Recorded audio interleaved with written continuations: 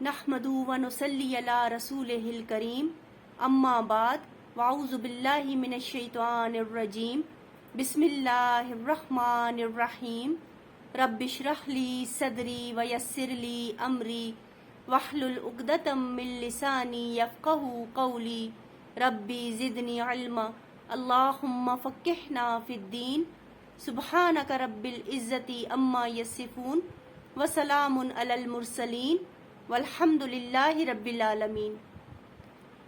آپ کی ہوسٹ سائمہ عزیز آج ایک نئے ٹاپک کے ساتھ آپ کے سامنے حاضر ہے۔ میرا آج کا ٹاپک ہے موت اٹل ہے۔ موت ایسی حقیقت ہے جو ہر انسان کو آنی ہے۔ ہر نفس نے موت کا ذائقہ چکھنا ہے، کیونکہ یہ دنیا آزمائش ہے اور کھیل تماشا ہے۔ ہم یہاں ایک مدت کے لیے آئے ہیں، جب وہ وقت مقررہ وقت اور مدت پوری ہو جائے گی تو ہمارا بلاوا آ جائے گا۔ ہمارے کتنے ہی پیارے جو ہم میں کبھی زندہ تھے، ہمارے بیچ میں وہ رہتے تھے، ایک بھرپور زندگی گزارتے تھے، لیکن جب وہ چلے گئے تو اب ایسا لگتا ہے کہ جیسے وہ کبھی تھے ہی نہیں۔ پھر بھی ہمیں یہ سمجھ نہیں آتی کہ موت آنی ہے۔ اگر ہم اپنی موت کو یاد کریں تو ہمارے اعمال بھی نیکیوں کے سے بھر جائیں، ہم گناہوں سے پھر خود کو بچا لیں۔ لیکن ہم دنیا کی رنگینیوں میں اتنے گم ہیں کہ ہمیں کچھ سمجھ ہی نہیں آتی۔ غفلت کی زندگی میں ہم گمراہ ہو چکے ہیں۔ شیطان نے ہمیں گمراہ کر دیا ہے۔ ہم اللہ کی نہیں شیطان کی پیروی میں لگے ہوئے ہیں۔ ہم اللہ سے وفا کرتے ہی نہیں۔ ہم نے محبوب چیزوں کو اپنا الہ مان لیا ہے، اپنے نفس کو، خواہش کو الہ مان لیا ہے۔ ہم وہی کرتے ہیں جو ہمارا نفس ہمیں حکم دیتا ہے۔ سیدنا ابو ذر رضی اللہ تعالیٰ عنہ بیان کرتے ہیں کہ رسول اللہ صلی اللہ علیہ وآلہ وسلم نے ارشاد فرمایا کہ جو میں دیکھتا ہوں تم نہیں دیکھتے، جو میں سنتا ہوں تم نہیں سنتے۔ آسمان فرشتوں کے بوجھ سے کرہا رہا ہے اور اس کا کرہانا حق کو بجانب ہے۔ کوئی 4 انگلیوں کے بقدر بھی جگہ ایسی نہیں ہے جہاں فرشتے سجدے میں گر کر اللہ کی تسبیح و تقدیس نہ کرتے ہوں۔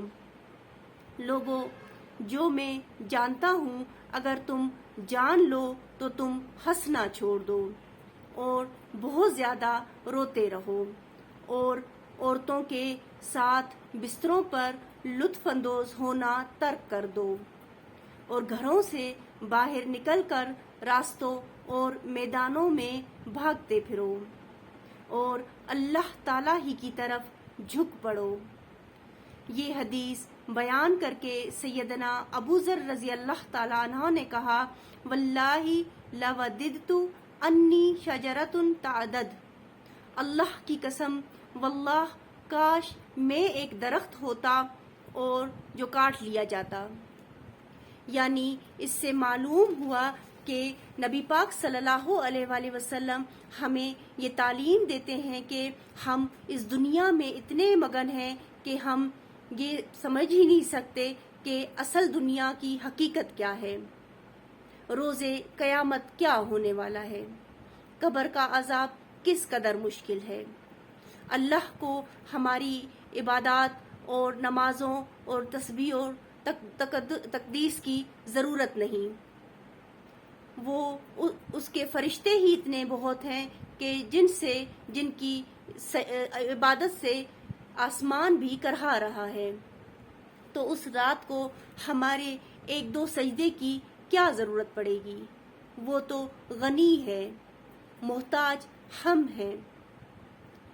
سیدنا حذیفہ رضی اللہ تعالیٰ عنہ بیان کرتے ہیں کہ ہم رسول اللہ صلی اللہ علیہ وآلہ وسلم کے ہمراہ ایک جنازے میں شریک تھے۔ جب ہم قبر پر پہنچے تو آپ صلی اللہ علیہ وآلہ وسلم اس قبر کی ایک جانب بیٹھ گئے اور آنکھیں پھرا پھرا کر قبر کے اندر نگاہ ڈالی۔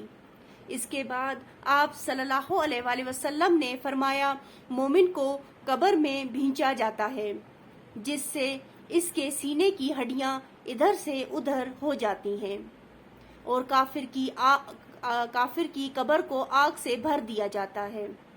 اللہ اکبر، اللہ اکبر، یعنی کافر کی قبر آگ سے بھر دی جاتی ہے، اور مومن کے ساتھ یہ ہوتا ہے کہ قبر اس کو اس قدر بھیجتی ہے کہ اس کی ہڈیاں ایک دوسرے کے اوپر چڑھ جاتی ہیں۔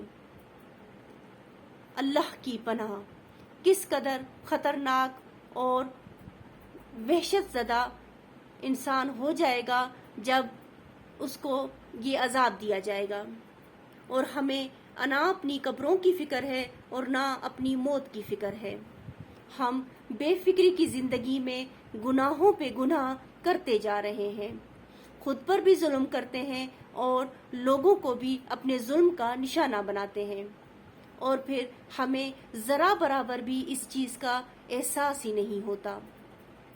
سیدنا جابر رضی اللہ تعالیٰ عنہ بیان کرتے ہیں کہ سیدنا سعد بن معاذ رضی اللہ تعالیٰ عنہ کا انتقال ہوا تو ہم رسول اللہ صلی اللہ علیہ وآلہ وسلم کے ہمراہ جنازہ میں شریک ہوئے۔ جب رسول اللہ صلی اللہ علیہ وآلہ وسلم نے جنازہ کی نماز پڑھ لی اور انہیں قبر میں اتارا گیا اور قبر برابر کر دی گئی تو آپ صلی اللہ علیہ وآلہ وسلم دیر تک سبحان اللہ پڑھتے رہے۔ آپ صلی اللہ علیہ وآلہ وسلم کے ساتھ ہم بھی یہی پڑھتے رہے۔ پھر آپ نے اللہ اکبر کہنا شروع کر دیا، ہم بھی آپ کے ساتھ یہی کہتے رہے۔ بعد میں رسول اللہ صلی اللہ علیہ وآلہ وسلم سے دریافت کیا گیا کہ آپ صلی اللہ علیہ وآلہ وسلم نے پہلے سبحان اللہ پھر اللہ اکبر پڑھا، کیا وجہ تھی؟ آپ صلی اللہ علیہ وآلہ وسلم نے فرمایا، اللہ کے اس بندے پر قبر تنگ ہو گئی تھی، بعد میں اللہ تعالیٰ نے اس کو فراخ کر دیا۔ اللہ اکبر۔ دیکھیے ایک صحابی کو بھی کتنی تکلیف سے گزرنا پڑا، ان کی قبر بھی تنگ ہو گئی تھی، پھر اللہ نے اپنی مرضی سے اسے فراخ کر دیا، اور ہم تو گناہوں سے لدے بھرے پڑے ہیں۔ وہ گناہ جو ہم نے ظاہراً بھی کیے ہیں اور چھپ کر بھی کیے ہیں وہ سب اللہ جانتا ہے، اس کے باوجود نہ ہماری زندگیوں میں ندامت ہے اور نہ توبہ استغفار ہے۔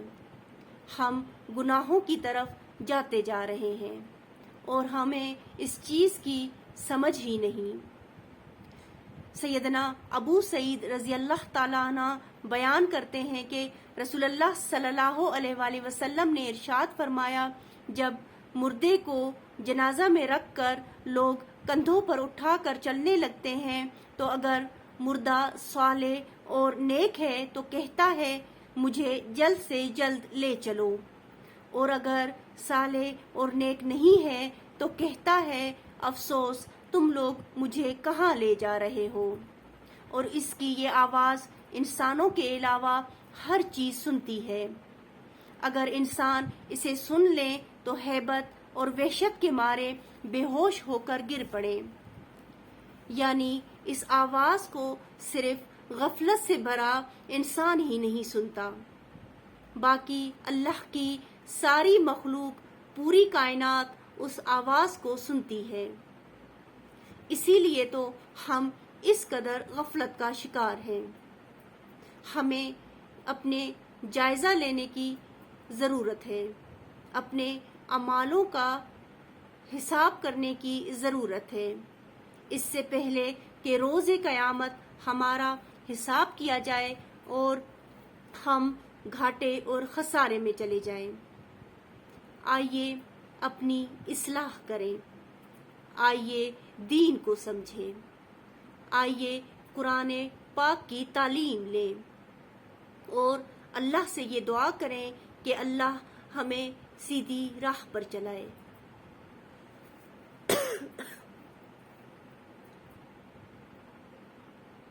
سب تعریف اس رب کریم کی جس نے ہمارے لیے قرآن کریم کو اتارا اور اسے ہم پر نعمت کی صورت میں کھول کر ظاہر کر دیا۔ اگر آپ کو میری باتیں سمجھ آ رہی ہیں اور ان کا آپ کے دل پر کچھ اثر ہو رہا ہے تو مجھے ضرور سپورٹ کریں، میرے چینل کو سبسکرائب کریں، لائک کریں، شیئر کریں۔ وآخر دعوانا والحمد للہ رب العالمین۔ السلام علیکم ورحمۃ اللہ وبرکاتہ۔